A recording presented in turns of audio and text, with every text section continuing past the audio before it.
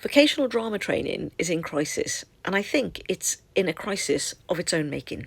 Yesterday, our industry paper ran with the front page headline of "The drama schools are at risk under Labour immigration plans." However, drama schools were already at risk after Brexit and after the Tories changed the rules around immigration and student visas. This problem isn't unique to vocational training, although it's hit harder because it's a smaller industry and a bit more niche.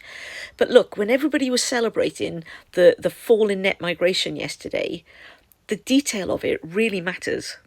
Because whilst the right-wing media celebrate the fact that there's been a drop in over 200,000 students coming from overseas to study in the UK, they're failing to say the big picture, which is that the universities can't cope, vocational colleges can't cope.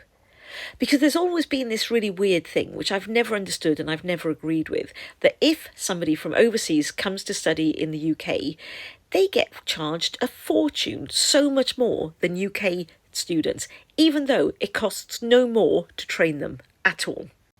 So quite a few drama colleges, including RADA and LAMDA, that are sort of quoted in the Stage this week, would actually be recruiting overseas. They'd take an audition panel overseas to ensure that they had a substantial number of overseas students, which actually helped them with the shortfall that the UK students created for them, because for quite some time now the funding for a drama course hasn't been in line with the costs of a drama course. So the deficit is made up by having more and more overseas students to try to make the course financially viable.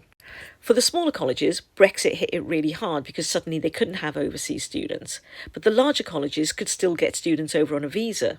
But now that the government has stopped that as well, everybody's in trouble.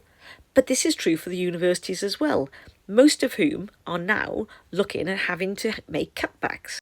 Look at the stats, 49% of universities have closed courses, 55% have consolidated some courses, 46% have removed module options, and 18% have closed departments. These are catastrophic for the industry, but there's also a hard question that needs to be answered, and that's why weren't the student fees for UK students adequately covering the costs of a course?